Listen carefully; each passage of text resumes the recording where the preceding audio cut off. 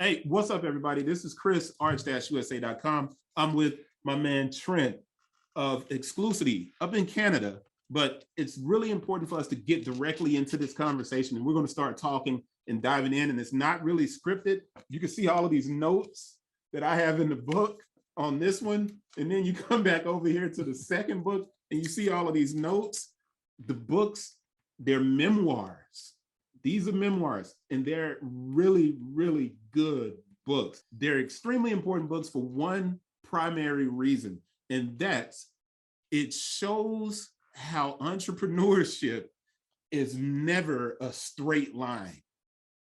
It's never a straight line. Entrepreneurship does this.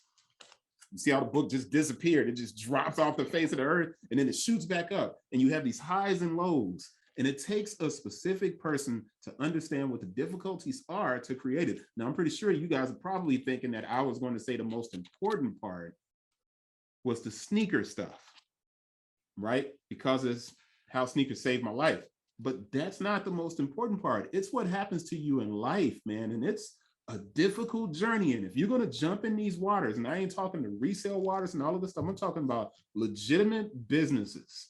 If you're going to jump in the waters, you have to be very aware of what you're doing and how it's going to shape your life. But the books, How Sneakers Ruined My Life and How Sneakers Saved My Life, incredible reads. I got a few books I'm going to give away after this. So if you leave comments, you hit me with an email, whatever, I got packages, I got books. I'm going to give some of these away because that's how I really think everyone should be reading these. All right. So Trent, it's fantastic to finally catch up with you. Finally. And man, when I got the books, I was like emailing, and I'm like, I know you were like, man, Chris has got to be crazy. What the hell is going on? I appreciated the passion. Trust me. Dude, love the books, man. But thank you, man. In the sake of saving time and having a more focused dialogue, all right, I came up with 10 questions. Okay. I came up with 10 questions, and I want to keep us kind of focused, but I don't mind straying off on any of these. Okay. But these 10 questions, you can tell I got them all kind of stuck all the way through the love it. I love it. But I'm going to go directly to what chapter it is. You know what? It's on page 27, and I'm jumping in because what this is not just strictly about, sneakers right away. This talks about your parents, man, and your grandparents, the history of your family. People know Jamaicans as you super hardworking people. So I wrote this question, and see, I'm holding it up so people can see it. So in Living Color, they had a long-running skit about a Jamaican family. In the skit, Damon Wayans would deride people who had one job. In your book, you discuss the women in your family and where they came from to give your family an opportunity to make it. Your history informs this story completely. Where's your family from? And I obviously already have given that away, but where's your family from? And why is this so important to your story? Well, first of all, thanks a lot for having me on your show. Really appreciate that. So I felt it was important to start out the journey, and that's why it's an autobiography, and it starts out at the beginning before I was even born. And there's nobody presently entrepreneurial in my family. And when you go back and look, my grandmother in Jamaica, she sold tobacco, and she would sew and hem and sell clothing. So I just thought it was important to lay the foundation of Black women being hardworking and being determined to change the narrative. And I think really these days, this newer generation hears it, but doesn't actually understand what it is for your grandparents to grow up in Jamaica with no electricity, no running water, no government checks. So it's not like they're not on welfare. They would have welcomed welfare and loved it. You know what I mean? They had nothing. So I thought it was important for, the arc of the story to know that Black women are the reason why I'm here, and my family really started out with nothing. Yeah, I was raised by my mom and my sister. Okay. So, and my grandma, and I didn't meet my dad until very late in life. So I think reading the book and seeing that early, the fact that there really wasn't any sneaker talk in this book, primarily until the end of the book. And I'm saying that so people will recognize that when they get it, it's going to be biography and it's going to talk about your family. But whenever I read about grandmothers and mothers, it hits me in a different way. Yep. And man, the idea that your grandma had to work for these families. Yep. And I'm not going to give away the book. I saw my grandma, she worked elevators at a Sears. Actually, I think it was a Goldsmiths, which is a store here in Memphis. And that was her job. She was the elevator button. I'm thinking in my head, that's hard. Of course. And then I read your book and I'm like, yeah, like, dude. Yeah. Having women like that is so important to the foundation of good men. Yeah, there you go. That's what it is. Good men. Of course.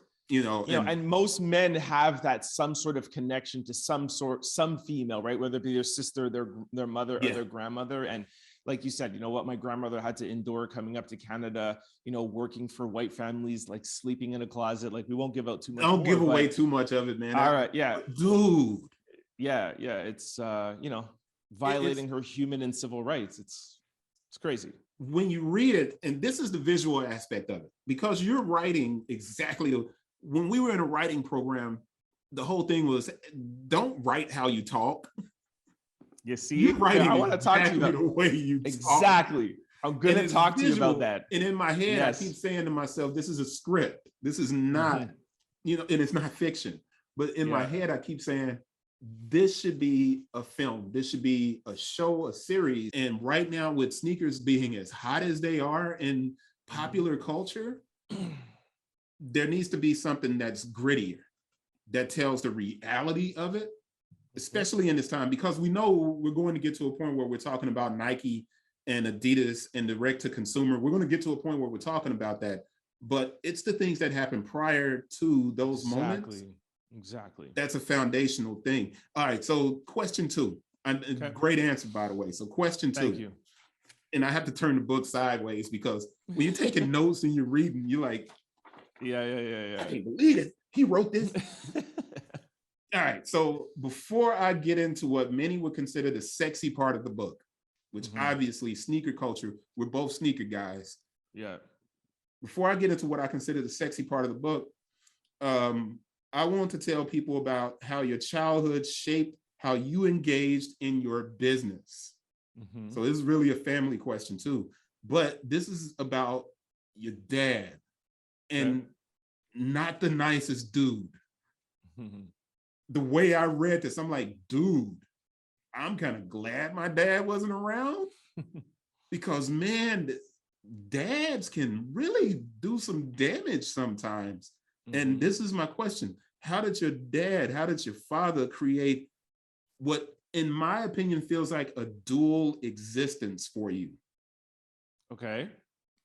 So this is why I'm asking. Okay. When your mom engages with you in this book, it's this way. It's nurturing. I get what you're saying. Yes. When your dad engages with you, it's this way. It ain't nurturing. At all. At all. Yes. But this is the killer part of it. When you meet Victor, which I don't want to go into a deep part of the book because that's an important section, and it's the foundation of the business coming together. Yeah. When you meet Victor, you don't treat Victor like your dad treated you, even though Victor does some foul ish. And I'm like, dude, he's gonna kill Victor. And you know how you read it, and I'm like, and it has a lot to do with what shows you're watching. And I'm watching Top Boy and Snowfall. And I'm like, in my head, this is like Sneaker Snowfall. Right. Sneaker Top Boy. And I'm like, oh, man, I just watched Snowfall last night. I'm at like episode 4, season 5. Yeah, of course. I love that show. I'm like, dude, Trent's gonna kill Victor. So I'm reading it, and I'm like, wait a minute, this is not that kind of book. It's not drugs. But it feels like drugs. But the way your dad engages with you, it's good, but it's not. And it feels to me like it creates this kind of duality. Okay. And you do get into a lot of information about mental health in this book, which I think is extremely important. Extremely important, because entrepreneurship, in my opinion, entrepreneurship can push you to your breaking point. For sure. And it can destroy you. It can destroy your family. It can destroy you. But your father, can you explain to me how he shaped you in becoming the business person and the man that you are? So it's interesting how you said duality, but yes, I know exactly what you're talking about. It's soft love versus tough love, right? And as a child, I didn't understand it at all because I had my mother's nurturing, soft, caring love. And of course, as a kid, that's the love that you want. You don't understand tough love. And I think it's important to note that in the book, when you get through the whole thing, as you see me growing up, you see me realizing that I do understand, or I began to understand that my dad's tough love was still love. And it's because he didn't have his father growing up, so he didn't understand what it was like to love a boy or how to treat a boy, because he didn't have that. So I'm proud of myself. You know how powerful that is, what you just said? Thank you. How to love a boy. Yeah, yeah. Black culture, we don't love boys. Exactly. So he had no point. Yeah, exactly. Don't cry, be tough, get up. And then you have your mom like, oh, I'm going to pick you up. I'm going to love you. I'm going to nurture you. And at 13, 14, 15, you don't understand duality. You don't understand that. You're going to go to the person that understands you most, And my mother, it's not like she had a middle ground. Like, she was soft, nurturing love all the time. If I was bad in school, I came back and I'm like, this teacher was wrong. I never did this. Automatically believe me, ran into the school and be like, do not treat my son like this. So I had polar opposites, man. But yeah, I think it's important to know. People are like, oh, did you dogged your dad out in the book? And I didn't dog my dad out in the book. I told the truth, and I told the evolution of my father. And yes, do we have a perfect relationship right now? No, but I still give my father the credit for me being hardworking, me having tough skin, me being entrepreneurial. And as you know, being entrepreneurial, I don't care what the kind of MBA you have or how brilliant you are, connections and the people who you know and that likability factor is super important. And I got that from my dad, having the gift of gab, to be able to talk and to communicate and make people like you. So my dad loved me. I'm his only son. And it's a challenging relationship. But as an adult now, I understand that he just did the best that he could do with the tools that he had. Simple as that. Now, you hit on something that I think is extremely important. You hit on education. And in the reading of the book, it feels like you didn't even graduate from high school. And I'm not sure if that's the case. So I have a question here, and this is question 3, and there's like a bunch of questions on here. Like I said, I got 10 questions. Okay. Did you finish high school or college, or was life the best teacher for you? And if life is the best teacher, would you tell anyone to follow your path? So did you finish high school or college, or was life the best teacher? And if so, would you tell anyone to follow your path? So I was kicked out of high school, but then I did home schooling and I got my degree. So I do have a high school education. So to answer your question of should people follow in my path, I am an advocate for school. I wish I had a formal education, a master's degree, an MBA. I think all of that is great. Also, on the flip side of that, I also believe that I am still an educated man. I studied business leaders. I studied business in books. And this is why it was so important for me not to put out my book in Audible form right away. I will, but I want to encourage especially the young demographic to read, to actually pick up a physical book like you have in your hand and read book. That's where I got my education. That's where I got my know-how. So sure, follow in my path, but say that again, because that's a repeat moment. Say that again about reading. Yeah, and how important that was to the foundation of how you gained business. It was everything.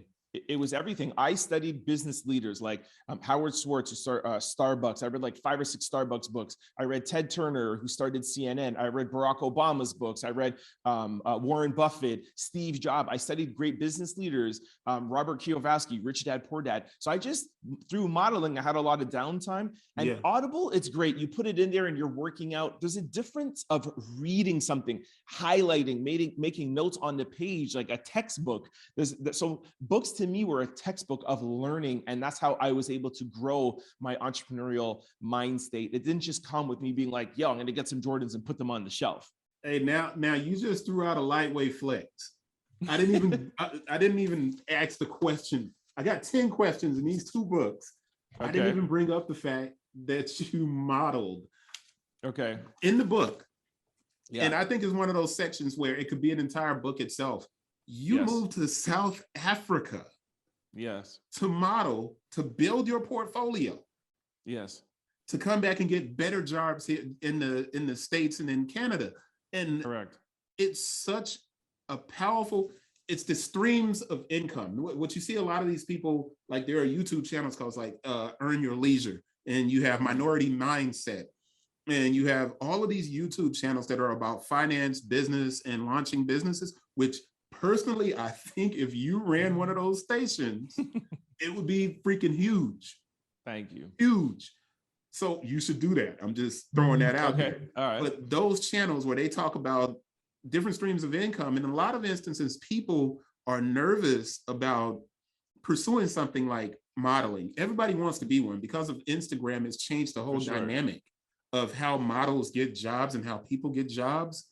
But you talk about specifically going down to Africa, and I didn't ask a question about that here. I wanted to bring that up because I think when I tell people that this feels like a movie, more than it does just a biography on business and life, that you compress these months of living in South Africa into like a paragraph. And I'm like, this is me.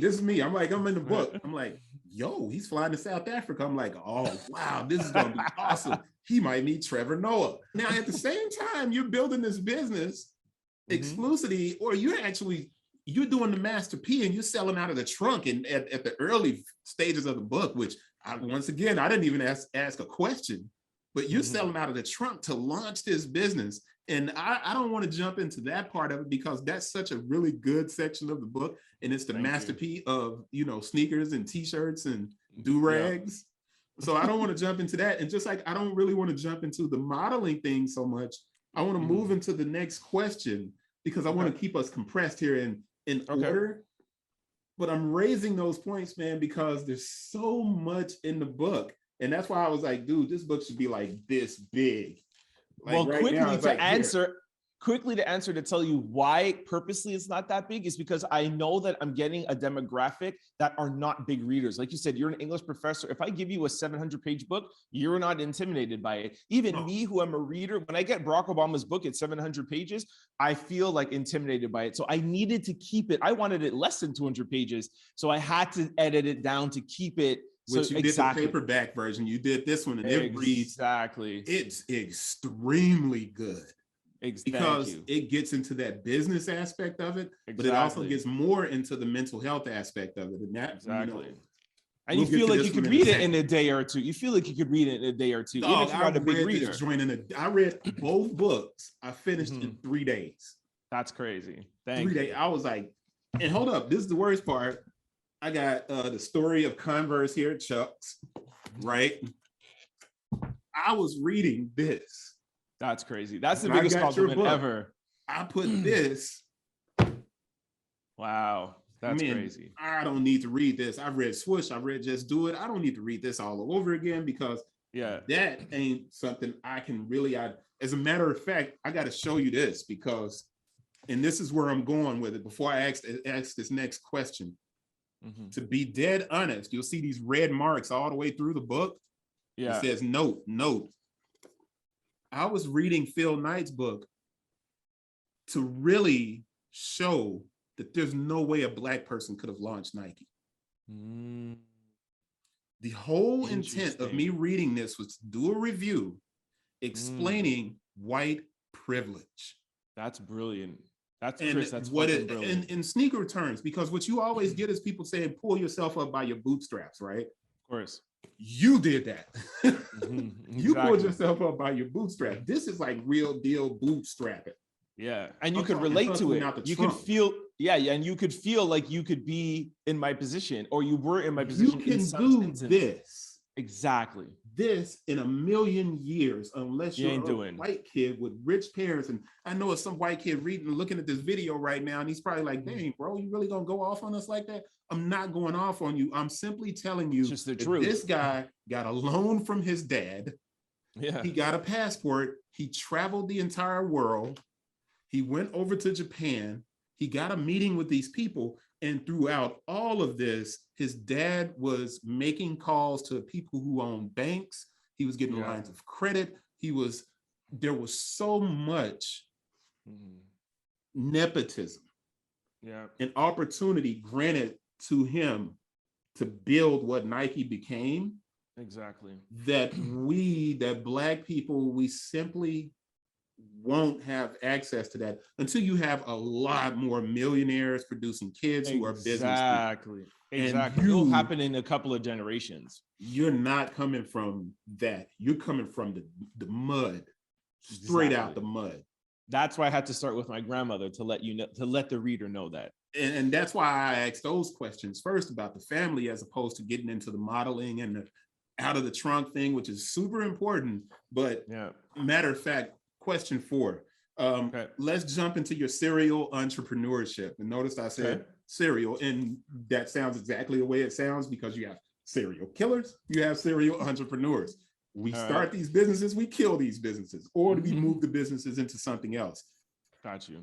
You have, in my patois, 16 jobs, man. Crazy amount of jobs, man. You have so many jobs. What was your first business? Now, this does move us back some. What was your first business? And which business prepared you to open a sneaker retail chain? Now, before you start, people don't understand that you had a chain. You didn't have a sneaker boutique. Yes. A chain, multiple stores. Yes. But what was your first business? And which of your businesses prepared you to open a sneaker retail chain? Wow, that's a good question. So first one answer is my first business. I was 12 years old and I bought a CD burner and started burning CDs. CD burners were so expensive when they first came out, and I thought it was brilliant. I was like, yeah, let me start burning CDs. That was short-lived because they dropped the prices quickly. Now, what business? Man, I've done so much. I mean, I don't know. I would really have to think. The combination of my failures of companies was the result of helping me have Exclucity be what it is today. The combination of your failures, is what allowed you to launch Exclucity and make it successful. The combination of your failures, plural, failures, multiple.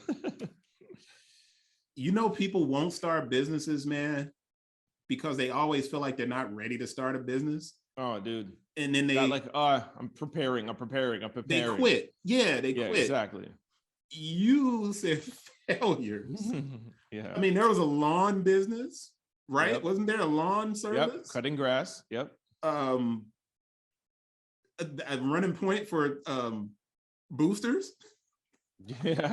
Just anything I could think of, anything that I could turn. And this is the worst part of it. I bring that up. That's in the second book. I think it may be in the first book. I get them confused sometimes. But I mean, you ran point for boosters, man, which is horrible. Because boosters are the people that run in the stores and get clothes and do different things, and then they bounce. So you had this wave of people, and you created stores where you had to have loss prevention. Exactly. And I'm like, I know I know what I'm doing. So yeah, that's in book 1, Young, Dumb, and Ignorant. That's Dumb, and Ignorant. That's where I explained of like my delinquency as a youth, getting in trouble with, some, we won't dive into it, but it's a really important chapter. Once again, that's those sections that feel like a movie. Yeah, exactly. Yeah, Yeah. I did some dumb shit as a kid. Let's leave it at that. Leave it at that. And that's Exactly. what it informed. Oh yeah, for sure. Still Yeah, exactly. inform your business. All right, we're jumping into the Okay. sexy stuff now. We're going to jump into the All right. sexy stuff. Once again, I'm at the Exclucity section Okay. of the book, right? Sidelined by Nike, but I'm not Mm. jumping into that just yet because I really don't want to dive into that. People need to read the book because that part is heavy. It's Okay. very heavy, and very important, specifically as we are starting to understand what direct to consumer has done to so many small businesses around the world, with Nike and Adidas and all of these companies deciding to go straight to their consumer as opposed to utilizing wholesale. We're going to leave that and we're going to get into question 5. And I do want to ask, how did you earn your Nike account and Adidas accounts? Your Nike and Adidas accounts. How did you earn your Nike and Adidas accounts?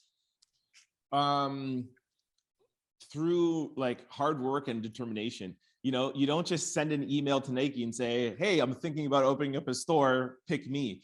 So long tees and do-rags, out the trunk of my car, basement of a tattoo parlor, first brick and mortar store. Once I got that brick and mortar store, I was driving down to Canal Street in Manhattan, picking up, jeans and, printed t-shirts, and really just like building my retail footprint in my community. And then as that, a couple of years later, we got into like Darion, Rockaware, Sean John, and those apparel brands. And then Rockaware came to us and they were like, hey, we have a boat shoot. And I'm like, I don't want to get into sneakers. They gave it to us on consignment. The first weekend I sold 100 pairs. And I was like, shit, I'm going to get into the sneaker industry. So then, I emailed Nike, Adidas, all top brands. Nobody even answered me. And then the first brand that answered me, footwear brand, was Supra. You remember Supra back in the day? Yeah, Lil Wayne. Exactly. It was that Lil Wayne era. And that's when like hip hop clothes were like, no more jerseys, no more. Jay-Z came and said, I'm not wearing jerseys anymore, button ups. You know what I mean? And then it was like, exactly. So that's when the shift was happening. I'm like, oh, I could make something, with these Supras. And then, I just made Supras hot in my demographic. And I say all of this to say is that Nike and Adidas need to see that you could make and build without them so they could tag on, and not that your store only works with them. So they saw what I did with Supra. Then I got Vans because that was another skate brand. And then I got Timberland, and then the Puma. And then I was able to go back and email Adidas and Nike, and I was able to get my account. So, that's a 5-year process. And like people out there, they want that quick fix. That's why they just turn to be like, shit, I'm just going to be a reseller because I just, I want to pick up my shit. I want to get my bots and I want to put it on StockX. They don't think about the longevity and, of the business. Of the business and becoming a true entrepreneur. Right. So, hard work, determination. You just, as a reseller myself, you just explained, and this is me jumping in, and I have a lot of different questions here. Like I said, I got 10 that I'm coming up with, but, and right around the same time that you kind of really shifted hard into the Nike space, around 2011, 2012, and that skips a lot, right? That skips a lot. I had shifted from eBay to Amazon. Yeah. And this is so people can understand what you're saying. The long-term play versus the short-term. Exactly. At that time, nobody in my area really, from 2005 to like 2010, I was by myself. Nobody was really doing anything with sneakers. They weren't on it like that. So I was ahead of the curve. Had I taken that inventory that I had, instead of going to Amazon, who was taxing me 15% plus a fee, had I built my website up, right, and got a space, opened up a space, I could have been one of those people like an Exclucity South, right, in the South, in the US. Instead, I saw the quick and easy money of flipping the shoes on Amazon. Yeah. And it eventually ruined me. Which, second book, How Sneakers Ruined My Life. Once again, everything you write resonates. And it ended up that we ended up being parallel. You took that section and I took that way, and we ended up similar. So, but in the that's same big of kind you of to location. that's Yeah, big of but you to tell your truth and say that too, man. mine was I applaud that. $500,000 that I lost. Yours was Yeah, two yeah. point something million. Yeah. That ain't the same. No, exactly. But we still went through, Yeah, but yeah. dude, 2 point something million dollars, man. Yeah, it's You a lot. lost Trust. Yeah, a lot. definitely. All right, that's getting too far ahead. I know that question is coming up. So, okay, go. There's a lot coming up. So, and Okay. this is when I said previously that you had a chain, tell everyone how many stores that you have at the peak of your business. So at the peak of my business, I was operating 10 locations. And it's important to note that in Canada, we are 36, 37 million people. And in the US, you guys are close to 400 right now. So you have to times that as a multiple of 10. So the equivalent in the US would be like having 100 stores, me having 10 stores. That's how huge that is. No one's ever done that as a retail chain. I think maybe somebody had like 5 or 6, but as you know, Exclucity is the largest regional account. We're the fastest growing regional account in Nike Canada history and the largest with door volume. Piggybacking, question 7.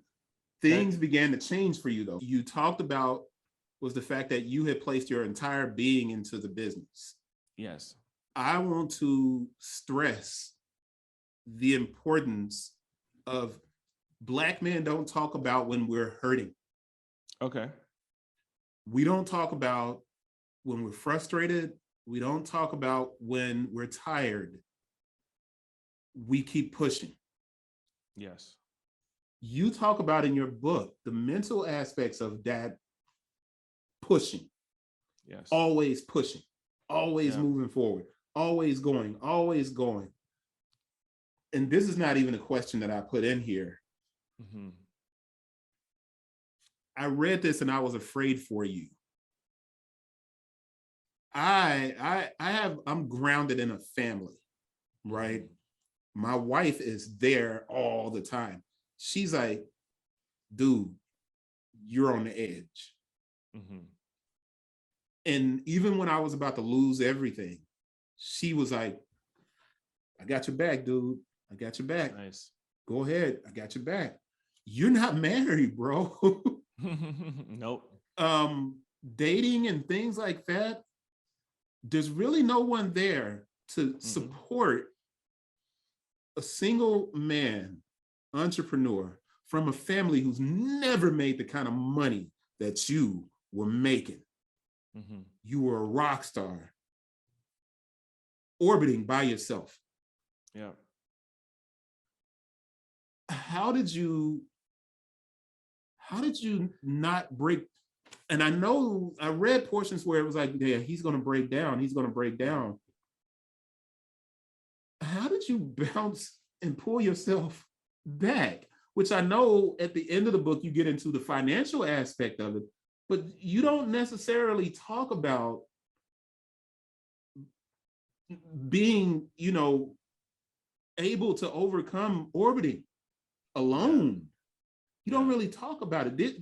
Have you been able to bounce back mentally from all of the shit that you went through?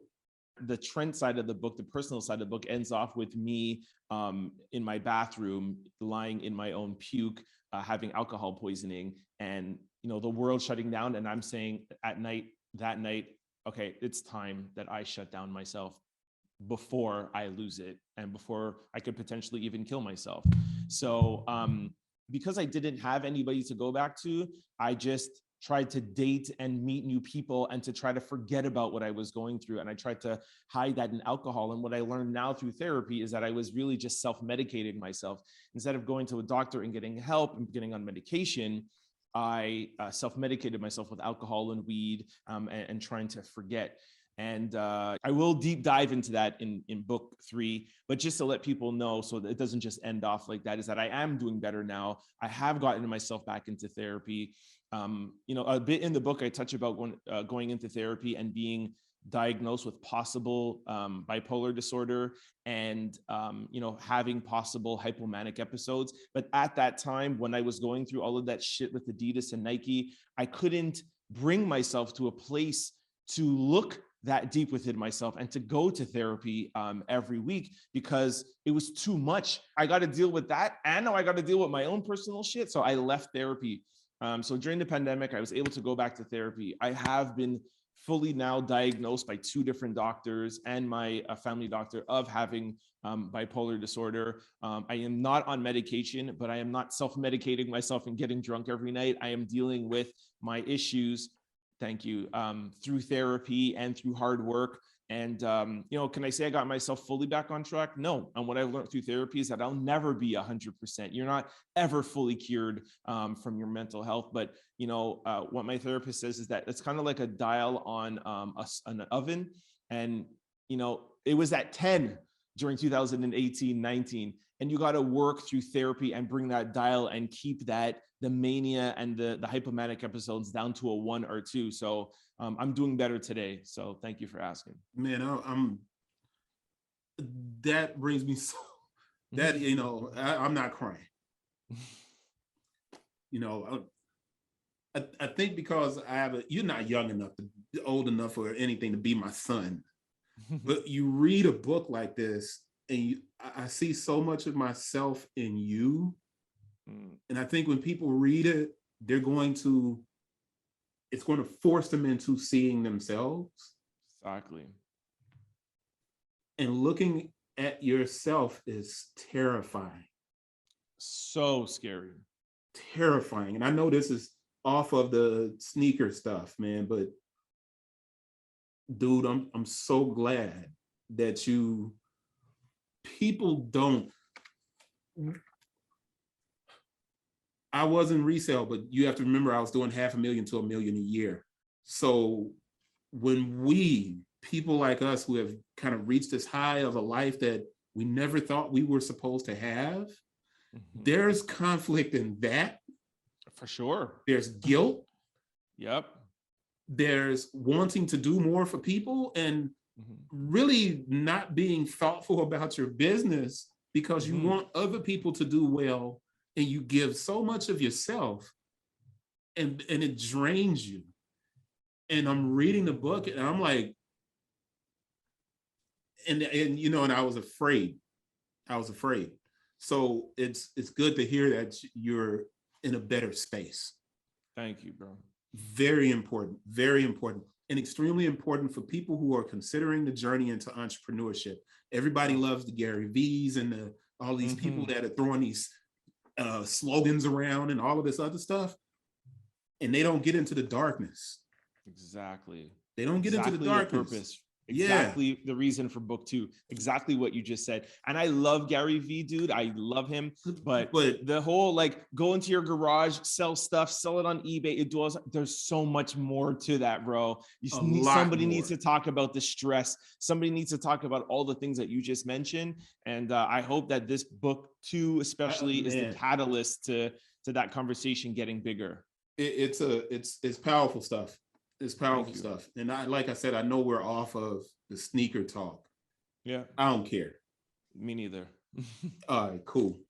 I'll get back on it though. I'm glad you're in a better space, man. Thank you, brother. That does my heart good. As a dad, that does my heart good. Because it's hard to read, man. Thank you. Very hard to read. And I just want to applaud you for that, because every time I give the book to a female, especially a Black female, when they first talk to me about the book, they ask me if I'm okay. They don't start with book 1. They don't start with secrets. They just say, hey, I read your books and I'm worried about you. Are you okay? Are you okay? That's the first thing. And you're the first male who's ever asked me that in an interview or after giving the books. Nobody has said, hey, dude, are you okay? How are you doing? So thank you for that. And that just shows the type of person who you are and the heart that you have, man. So kudos to you for not being, afraid to, get emotional or ask another brother if he's okay. That's no problem to ask that, bro. Well, I'm dads, man. Which is why, when I go back to book 1 and I think about your dad, I'm like, I know that dude was tough. Oh, for sure. Yeah. but I get them. Yeah. I get them. I get them. But I also get how that contributes. Yeah. And it's a lot, man. It's a lot, and it's super important for us to talk about it. And you talked about it. So I want to shift gears because you did bring up Adidas. Yes. And question 8. Many people overlook Adidas's direct to consumer. Everybody talks about consumer direct offense, Nike. Everybody talks about all of these different things, but people don't realize at the same time that Adidas was spiking, Adidas was also pulling accounts. They were taking away from different people. They were flooding the market and then pulling back and taking accounts from people who couldn't sell, or people who they operate in such a weird way, because I call it, and this comes from Jamaican culture, absentee landlordism. So slavery in Jamaica was the British. Are you Jamaican? I'm not.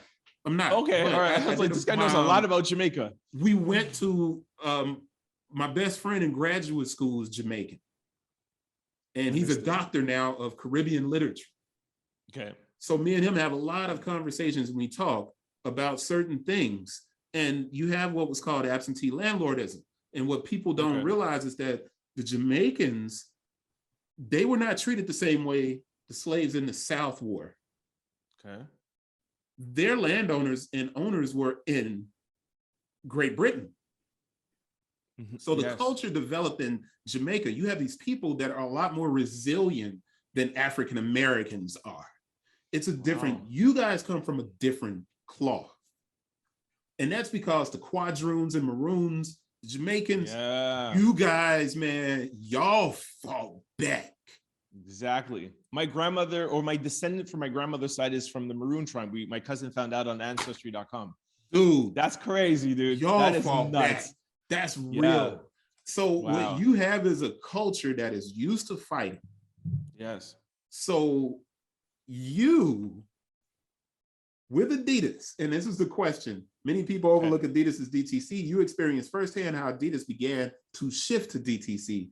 And I want you to tell me about that part of it. But the reason I'm bringing up the absentee landlordism is because Adidas is a Germany-based company. Okay, I see. The way they operate in the US and in North America, it's very fractured from the home base. Yes. They don't make decisions very fast. And when they do it abruptly. And sometimes it feels like without thought. Yeah. So the idea of Adidas being an absentee landlord for their wholesale accounts in the US, that's a real thought that people don't talk about. Yeah. But you, Adidas and Yeezy, you get into a conversation here that no accounts. I've tried to get people to go on record, and I'm not a reporter, I'm a writer, a blogger, and I tried to get store owners to go on record about how Adidas pulled out of their stores, and I can't get anybody to talk about the stuff that they did. All right. You have an entire section here. Yes. Where you explain, you gave Adidas an entire freaking store. You gave them. I have an office here. It's got all these 3 rooms. My sister's in the back working, and she's just back there working. I ain't giving nobody nothing. Yep. You gave a $1 billion company an entire store. It's the most important thing I've seen from any store owner, because no one talks about Adidas's DTC. No one. Everybody's acting like, so when the stock market and hedge fund managers and all of these people that look at the stock of a company, and Adidas is traded in Europe, so it's a little bit different. When they look at these things and they talk about the growth of a company, right? What they don't realize is the growth of a company can happen when you reduce wholesale. If you take those sales back into your coffer, it looks like your company's growing because you've doubled how much you're making on a particular SKU. That doesn't mean that the product's selling at the stores. Thank you. And people don't understand that. And in a lot of instances, people are like, this stuff is backdooring and all this stuff is going on and blah, blah, blah. And I'm like, dude, I don't own a store. but that ain't what you think it is. Exactly. So It's you the better, companies. it's not just Nike, which moves me to the next question. And I didn't want you to give away all of that because All right. when people read this, they're going to understand something about Adidas that I never understood. So let me pivot to Nike here. And question 9. And this is more of me getting you to kind of make a prediction, or we'll just was tier 0. Nike's way of subtly creating a way to break off their relationship with small biz. Was tier 0 Nike's way, in which tier 0 always existed? You explained it in the book. Yes. Since I read that, I was like, all right, I've always had this theory that the ramping up of tier 0 was Nike kind of being sneaky about how they were going to start compress small businesses. Do you think that's what they used it as? Yes. But let me get a little bit more into it. First of all, Nike is a great company. And it's important to note that 10 years ago, the leadership was about the culture, was about the community, was about the retailer. That's how Nike was built. Now, Kanye West left, went to Adidas, and that's when tier 0 started. And it was like, how can we, create energy and help our brand? But that leadership team was only focused on the hype and creating the noise. And they made a mistake and they forgot about inline retro. So that leadership team made that first mistake with tier 0. Then they were like, hey, we kind of made a mistake with that. Let's usher in a new leadership team. Now let's bring in neighborhood and DTC. And now DTC is direct to consumer, and they're picking out a few little accounts to work with, to amplify. But what they're forgetting, and like I said, it's all a leadership decision, it's not a Nike issue, is that the leadership is forgetting about the community that built them from 1985. You talk about that in your book, how in 1985, when Nike was on the verge of bankruptcy, signing Michael Jordan and having that hip hop, basketball, hood demographic buy into that is what made Nike who they are today. So the stock market looks great. They just had their earnings report last week. Yep. Nike's doing great. That's not going to be sustainable if you don't have the hood. Boom. It's not going to last. It's not going to last. This is my prediction. And that's why I'm not calling out Nike. I'm trying to talk to the leadership team, and I'm not saying cancel Nike or cancel Jordan. I'm like, bring me in, and I want to help you, John Don, the CEO of Nike who left from eBay, and you're in from a tech world. Yo, Apple is different from Nike. So I get your business model of trying to be more like Apple and direct to consumer. Yo, Apple doesn't need the hood. Apple is not culture. Apple is tech. And I know Tim Cook sits Tim Cook sits on the board of directors at Nike. Yep. So now you have John Don, who's an eBay guy, Tim Cook, and they're trying to make Nike into a tech company and get direct to consumer. And I'm telling you right now, we'll look back in this video 5 years from now, and they will have either A, change course, or B, Nike won't be the powerhouse that they are now. Yes, I guarantee that. Yep. They have fractures. They have Achilles heel, and they've created their own Achilles heel. Now, I'm on question 10. Incredible answer, by the way. Thank you. Full of sound bites. I'm like, yo, that's a killer one right there. I love that. So, all right. My last question, not really though. I'm lying. It's not my last question.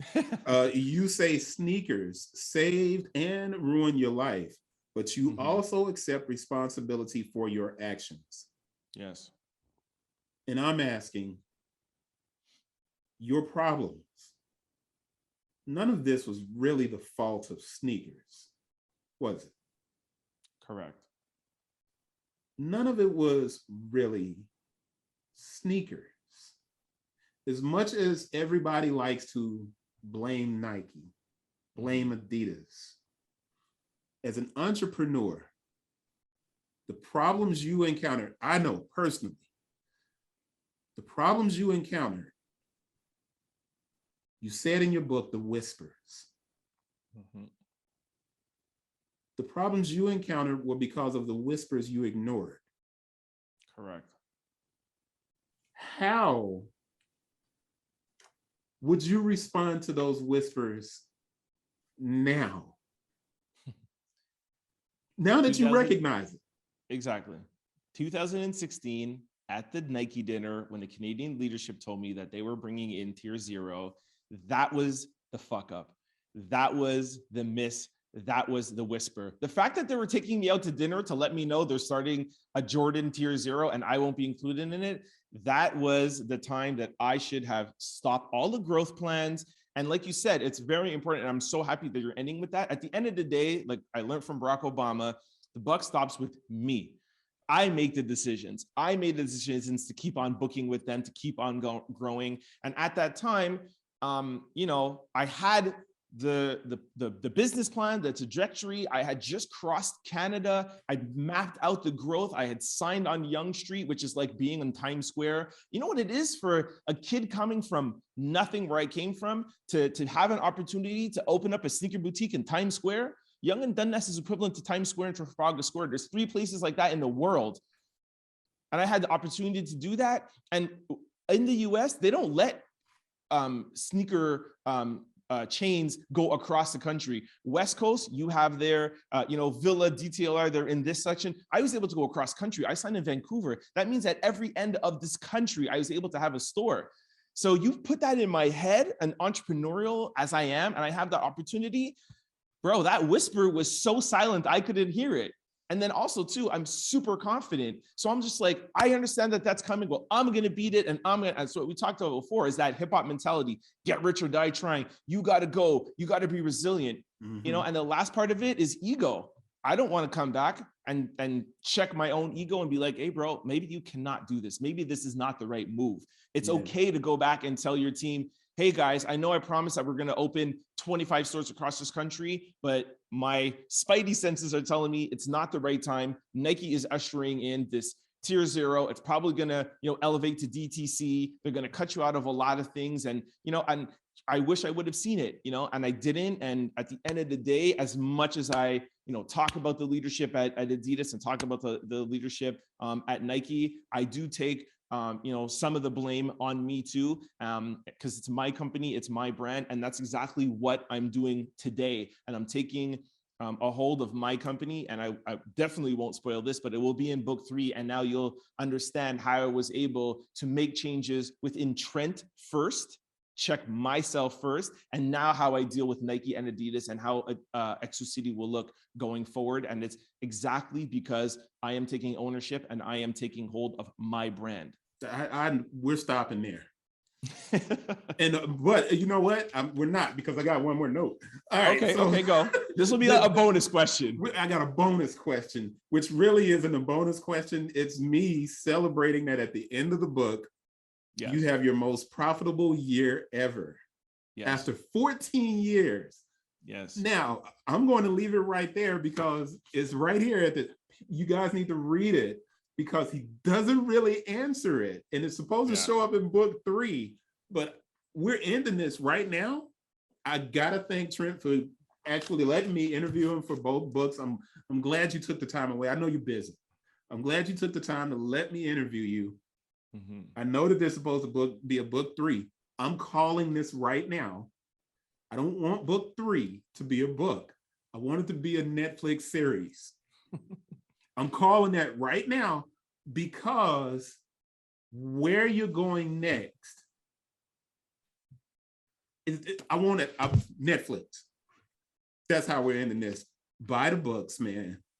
I hope you turn them into audibles. I hope you do a podcast. I hope Netflix is like, hey, take the books off the shelf. We need to turn these into shows right now. I hope all of that happens, because it's incredible stuff. Extremely important, and more than just entrepreneurship.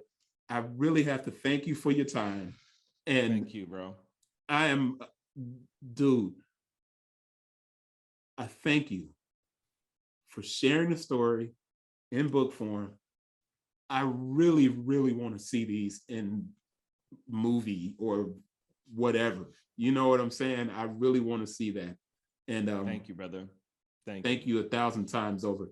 Visit arch-usa.com, go to Exclucity, check out Trent on Instagram, Trent Out Loud at Trent Out Loud. Man, This has been great. Thank you. It's been amazing, man. Thank you very much for having me. And I know you're busy, so thank you for taking the time. And thank you for reading the books and talking to your audience about it. You're just amazing, and I'm happy to have met you. And shout out to John Gotti, who connected us.